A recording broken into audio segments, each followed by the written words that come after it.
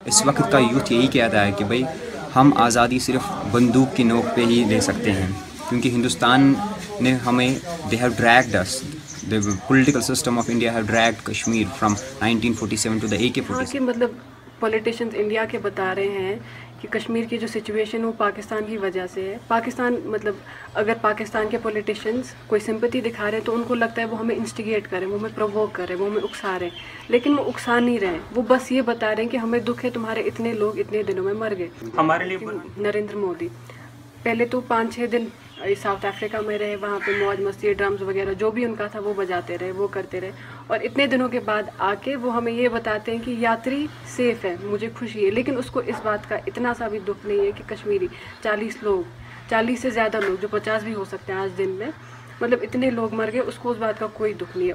हिंदुस्तान हमें जबरी तौर से हमें दबाने की कोशिश कर रहा है, और ये जंग राइट फ्रॉम 1947 चल रही है। आप मुझसे पूछ रहे हैं कि अगर आपको इंडियन गवर्नमेंट नौकरियां दे देता है तो आप इंटीग्रेट हो जाएंगे क्या मेन स्ट्रीम से? ये एक बहुत बेतुका ही ख्याल है।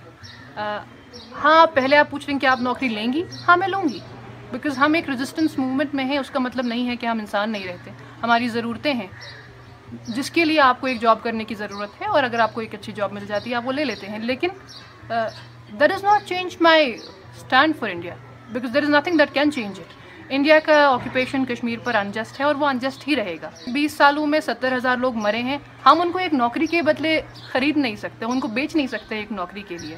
इंडिया की पॉलिसीज़ कश्मीर में ऑप्रेसिव हैं, उनका ऑक्यूपेशन अनजस्ट है, उनकी पॉलिसीज़ ऑप्रेसिव हैं, और हमारा ओपिनियन उसके बारे में चेंज नहीं हो। इंडिया वाली साइड पे उन्हें जो है ना यूनिवर्सिटीज़ हैं, लेकिन हमें इस्लामी मुल्क के साथ इत्तेहाद होते हुए हमारे साथ मतलब कि इस तरह का वो नहीं किया जा रहा।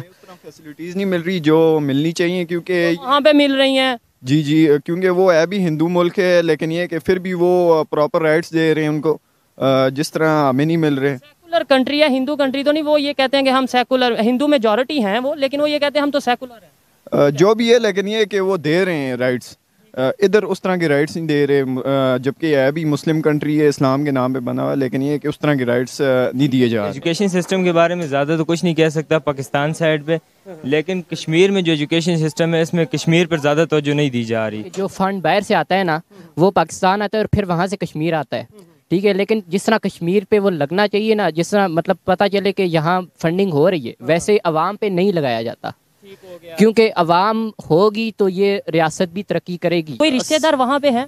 जी, मेरे वाल साहब भी उधरी से हैं और सारे रिश्तेदार उधर हैं, अभी उधर मौजूद हैं। जी, बात होती है। बात होती है जी। क्या कहते हैं? वहाँ पे बहुत जुल्म हो रहा है। जुल्म हो रहा ही नहीं है।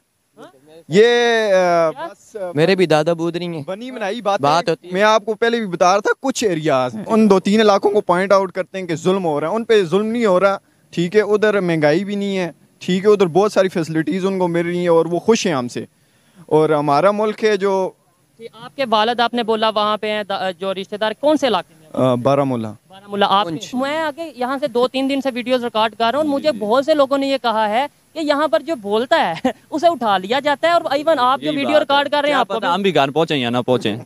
सीरियस बात कर रहे हैं या मजाक बात? ना सीरियस बात कर रहा हूँ, इसमें क्या है? तो हम तो ये सुनते आए हैं कि वो वहाँ इंडिया में जो वो उन्होंने ब्लैकआउट किया मीडिया। यहाँ पे टूरिज्म पे अगर वर्क किया जाए तो बहुत ज़्यादा तरक्की हो सकती है। इंडिया ये कर रहा भी है, वो टूरिज्म को बहुत आगे लेके जा रहा है, जिसकी वजह से उनकी इकॉनमी भी बहुत अच्छी हो रही है। वहाँ पे काफ़ी सारी खूबसूरत जगह हैं, जिस तरह गुलमर्ग वगैरह, इस तरह की बहुत खूबसूरत, उस पर वर्क। कौन सी जगह? बारामूला, श्रीनगर, गुलमर्ग, काफ़ी अच्छी अच्छी जगह हैं। पाकिस्तानी गवर्नमेंट कहती है कि हमें वो वाला कश्मीर भी मिले। आपने इस कश्मीर को खुश नहीं रखा हुआ, तो उसको किस तरह आप चलाएंगे? आप उसको किस तरह चलाएंगे? यहाँ खुश ही रहने, उधर खुश है। यहाँ पे गुर्बत से लोग मार रहे हैं।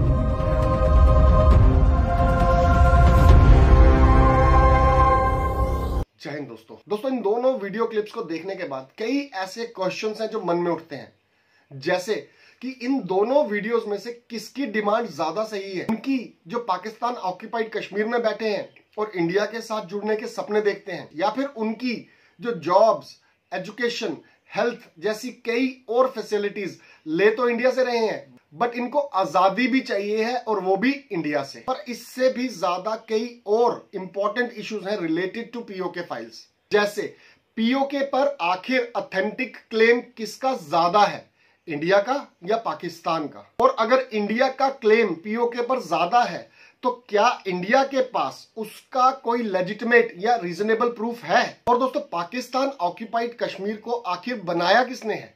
इंडिया ने, पाकिस्तान ने, या फिर यूनाइटेड नेशन ऑर्गेनाइजेशन ने? तो चलिए दोस्तों, आज के इस फंडे में हम इन्हीं क्वेश्चंस को टैकल करते हैं और राइट टू इंफॉर्मेशन और फ्रीडम ऑफ स्पीच का सही इस्तेमाल करते हुए पीओके फाइल्स का पूरा सच जानते हैं।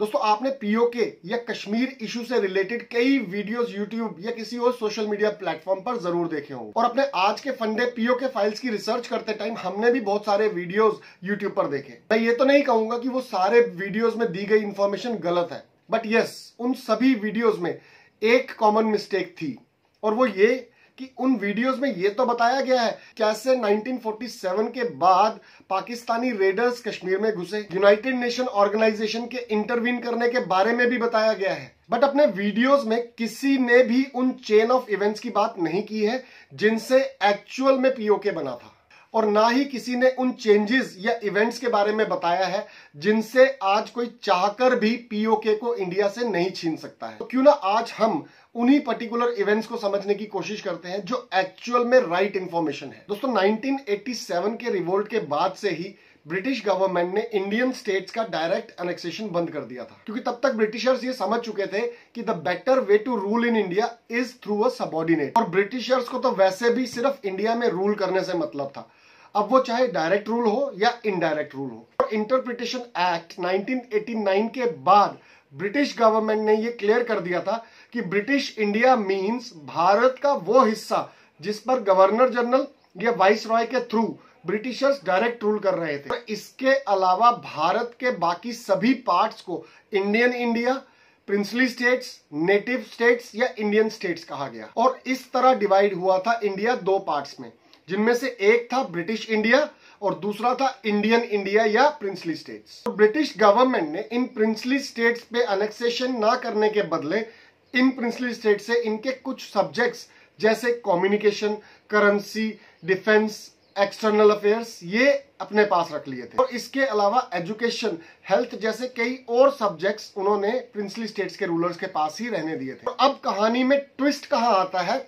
जब 1947 में इंडिया आजाद होता है। टेक्निकली 1947 में ब्रिटिश इंडिया और इंडियन इंडिया या प्रिंसली स्टेट्स दोनों ही आजाद हो गए थे, और तब ब्रिटिश गवर्नमेंट ने यह साफ कर दिया था कि वो ब्रिटिश इंडिया तो कांग्रेस को हैंडओवर कर सकते हैं, but British government Indian India या प्रिंसली स्टेट्स को कांग्रेस गवर्नमेंट को हैंडओवर नहीं कर सकती है। दोस्तों, आगे बढ़ने से पहले एक और इंपॉर्टेंट बात जो हम यहाँ पर मिस नहीं कर सकते, और वो ये कि आप में से बहुत सारे मेरे दोस्त ये मानते होंगे कि on the eve of independence in 1947 सिर्फ एक country that is our India became independent, but ऐसा नहीं है दोस्तों। एक्चुअल में इंडियन इंडिपेंडेंस एक्ट 1947 के अकॉर्डिंग 563 कंट्रीज को फ्रीडम मिला था, जिनमें से 562 प्रिंसली स्टेट्स थी और एक था ब्रिटिश इंडिया। सो टेक्निकली 1947 में हम आजाद तो हो चुके थे, पर अभी भी इंडिया एक कंट्री नहीं था, या मोर स्पेसिफिकली इंडिया अभी भी एक यूनियन नहीं था। और अब इंडिपेंडेंट इंडिया के सामने सबसे बड़ा टास्क था political unification of India. But आगे बढ़ने से पहले आपको एक छोटी सी बात अपने दिमाग में रख लेनी चाहिए,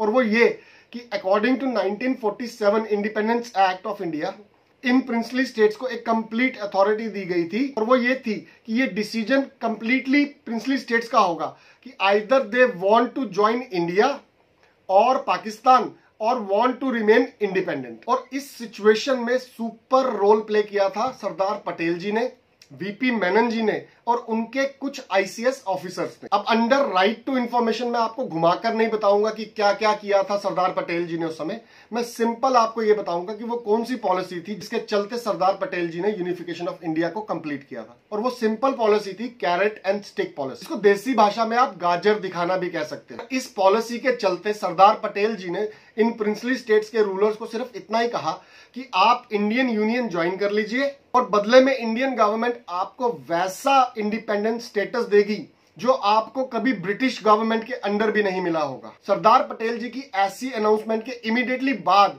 most of the princely states के रूलर्स भागते भागते दिल्ली आए और उन्होंने साइन कर दिया इंस्ट्रूमेंट ऑफ असेशन। तो ये वो डॉक्यूमेंट था जिसको साइन करने के बाद ये प्रिंसली स्टेट्स टेक्निकली मर्ज हो गई इंडियन यूनियन में। पर यहां पर कुछ प्रिंसली स्टेट्स जैसे हैदराबाद, ट्रेवनकोर, जूनागढ़ और जम्मू एंड कश्मीर ऐसी थी जिन्होंने according to Indian independence act 1947 independent रहना ही डिसाइड किया। वो सभी प्रिंसली स्टेट्स जो ना तो इंडियन यूनियन ना पाकिस्तान को ज्वाइन करना चाहती थी, उन सब की सिचुएशंस और कहानियां अलग अलग थी। और हमारे आज के फंडे पीओके फाइल्स को जानने के लिए उनकी स्टोरीज को समझना और जानना भी बहुत इंपॉर्टेंट है। तो इन सभी प्रिंसली स्टेट्स जिन्होंने ये डिसाइड किया था कि वो इंडिपेंडेंट रहेंगे, उनमें सबसे रिचेस्ट स्टेट थी हैदराबाद। और हैदराबाद की स्टोरी ऐसी थी कि इसका रूलर तो मुस्लिम था, बट इसकी डेमोग्राफी या पॉपुलेशन में 85% हिंदू थे और ये हिंदू इंडियन यूनियन के साथ जाना चाहते थे। But Nizam of Hyderabad Usman Ali Khan independent रहना चाहते थे। ऐसी सिचुएशन की वजह से जल्दी ही हैदराबाद में कम्युनल राइट्स भी शुरू हो गए और इन राइट्स और इंडियन गवर्नमेंट को टैकल करने के लिए निजाम ऑफ हैदराबाद ने एलाई कर लिया पाकिस्तान के साथ, और जिसके चलते इंडियन गवर्नमेंट ने जल्दी ही मिलिट्री एक्शन लिया हैदराबाद में और with in few weeks Hyderabad को मर्ज कर लिया गया इंडियन यूनियन में। बट दोस्तों, हैदराबाद के इंडियन यूनियन में मर्ज हो जाने के बाद वो क्या मैसेज होगा जो बाहर गया होगा या पाकिस्तान में गया होगा कि हैदराबाद तो पाकिस्तान के साथ एलाई करना चाहता था, बट इंडियन यूनियन ने फोर्सफुली कैप्चर कर लिया हैदराबाद को। ट्रेवनकोर को भी इंडिया ने अगेंस्ट देयर विल मर्ज कर लिया इंडियन यूनियन में। और अब अगला था जूनागढ़, और जूनागढ़ की सिचुएशन भी लगभग हैदराबाद जैसी ही थी। वहां का उस टाइम का नवाब मोहम्मद महाबत खान जी 3 था, तो क्लियरली बोल चुका था कि उसको इंडिपेंडेंट नहीं रहना है, बट एक्चुअल में पाकिस्तान के साथ मर्ज होना है। बट जूनागढ़ के कई ऐसे एरियाज थे जहां पर नवाब के पाकिस्तान के साथ मर्ज होने वाले डिसीजन को लेकर ऑलरेडी रिवोल्ट शुरू हो चुके थे। जो लोग ये रिवोल्ट कर रहे थे और उन्होंने इंडियन गवर्नमेंट को रिक्वेस्ट किया कि आप रेफरेंडम करवाइए, और रेफरेंडम करवाने के बाद इंडियन गवर्नमेंट ने जूनागढ़ को मर्ज कर लिया इंडियन यूनियन के साथ। अब आप यहां पे एक छोटी सी बात समझिएगा, हैदराबाद का रूलर जो इंडिपेंडेंट रहना चाहता था उसको इंडिया ने फोर्सफुली कैप्चर किया अगेंस्ट द विल ऑफ निजाम। जूनागढ़ का रूलर जो मर्ज होना चाहता था पाकिस्तान के साथ, उसको इंडिया ने रेफरेंडम करवाकर अपने साथ मिलवा लिया। अब बचा था हमारा प्यारा जम्मू कश्मीर, पर जम्मू कश्मीर की सिचुएशन इन दोनों से अलग थी। वहां का रूलर हिंदू और वहां की डेमोग्राफी या ज्यादा पॉपुलेशन मुस्लिम, अप्रोक्सीमेटली 77% पॉपुलेशन कश्मीर में उस समय मुस्लिम थी। अब पाकिस्तान को यह क्लियर पता था कि इंडिया ने उन स्टेट्स को एब्जॉर्ब कर लिया जिनके रूलर्स मुस्लिम थे और वो एलाई करना चाहते थे पाकिस्तान के साथ। कश्मीर स्टेट का रूलर तो है ही हिंदू है, तो इसको कभी ना कभी इंडिया कुछ ना कुछ करके मैनेज कर लेगा अपने साथ मर्ज करवाने के लिए। और इस माइंडसेट के चलते पाकिस्तान ने अक्टूबर 1947 में अपने रेडर्स भेज दिए कश्मीर को कैप्चर करने के लिए। 24 अक्टूबर 1947 तक approximately 1/3 of the Kashmir capture हो चुका था पाकिस्तानी रेडर्स द्वारा। और इस सिचुएशन में तब के कश्मीर के रूलर महाराजा हरि सिंह जी ने अप्रोच किया इंडियन गवर्नमेंट। इंडियन गवर्नमेंट ने यह क्लियर कर दिया कि वो कश्मीर की कोई मदद नहीं कर सकते unless Kashmir will sign a instrument of accession. अब मजबूरी में ही सही महाराजा हरि सिंह जी को इंस्ट्रूमेंट ऑफ असेशन साइन करना ही पड़ा, बट बदले में महाराजा हरि सिंह ने अपने सिटीजन्स को कंसीडर करते हुए कश्मीर के लिए एक स्पेशल स्टेटस की मांग की, जिसे इंडियन गवर्नमेंट ने अप्रूव भी कर दिया। और वो स्टेटस था जिसे हम जानते थे आर्टिकल 370 के नाम से। आर्टिकल 370 के लागू होने के बाद कश्मीर के पास अपना खुद का फ्लैग होगा, कश्मीर के पास अपना खुद का कॉन्स्टिट्यूशन होगा, और तो और इंडियन गवर्नमेंट का बनाया हुआ कोई भी लॉ डायरेक्टली जम्मू कश्मीर पे लागू नहीं होगा। दोस्तों, आर्टिकल 370 क्या सिर्फ एक सेफगार्ड था कश्मीर के सिटीजन्स के लिए, या फिर वो स्ट्रेटेजिकली एक बहुत खतरनाक आर्टिकल था जो ये प्रूव करता था दुनिया के सामने कि Kashmir is not an integral part of India, it is just a subordinate due to certain circumstances. Maharaja Hari Singh ji के इंस्ट्रूमेंट ऑफ असेशन साइन करने के इमीडिएटली बाद इंडियन गवर्नमेंट ने कई फाइटर प्लेन्स को डिप्लॉय कर दिया श्रीनगर में, और इंडियन आर्मी और इन फाइटर प्लेन्स की मदद से इंडियन आर्मी ने पाकिस्तानी रेडर्स को पीछे धकेलना भी शुरू कर दिया था। धीरे धीरे ही सही, बट इंडियन आर्मी रिकैप्चर करती जा रही थी कश्मीर के लॉस्ट लैंड्स को। और यहाँ पे शुरुआत होती है उस कॉन्स्पिरेसी की जिसको इंडिया ही नहीं बल्कि पाकिस्तान के लोग भी आज तक भुगत रहे हैं। पीओके बनने की कॉन्स्पिरेसी की शुरुआत तब हुई जब कई महीनों से इंडियन आर्मी स्ट्रगल कर रही थी कश्मीर को रिकैप्चर करने की। टाइम इंडिया के लास्ट वाइसरॉय लॉर्ड माउंटबेटन ने इंडियन गवर्नमेंट को यह सजेशन दिया कि वो कश्मीर के इस इशू को यूनाइटेड नेशंस के सामने ले जाएं और डिमांड करें यूनाइटेड नेशन के इंटरवीन की। और यहाँ पे India made a bad strategic move on the basis of suggestions of Lord Mountbatten. Indian government ने यूनाइटेड नेशंस को कश्मीर के इशू में इंटरवीन करने के लिए इनवाइट कर लिया। यूनाइटेड नेशंस ने सबसे पहले तो सीज फायर करने को कहा।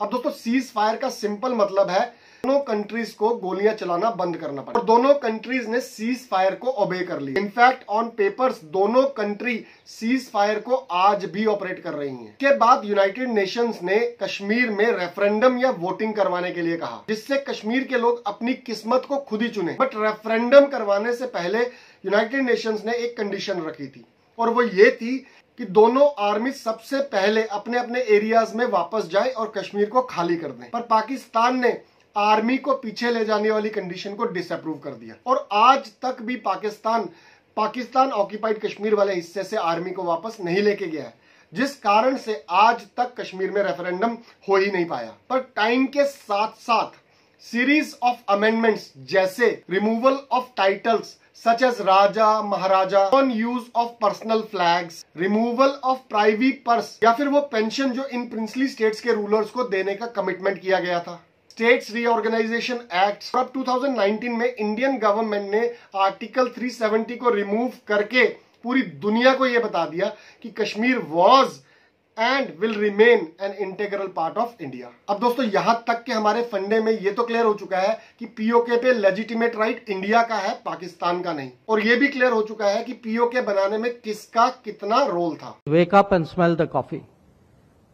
370 is history, sooner people realize it the better. देखिए आई सेड उनका कोई G20 से लेना देना नहीं है। आई विल ऑल्सो से उनका कोई श्रीनगर से भी लेना देना नहीं। There is only one issue to discuss on Kashmir, which is when does Pakistan vacate its illegal occupation of Pakistan occupied Kashmir. That is the only issue up for discussion. अब दोस्तों Indian foreign minister की ये statement सुनकर तो यही समझ आता है इंडियन गवर्नमेंट ने आर्टिकल 370 को एबॉलिश करके ये साफ कर दिया है कि Indian government will soon merge Pakistan occupied Kashmir with Indian union. अब देखना तो ये है कि वो दिन कब आएगा जब Indian government completely Pakistan occupied Kashmir को मर्ज कर लेगी इंडियन यूनियन में। धन्यवाद दोस्तों, जय हिंद।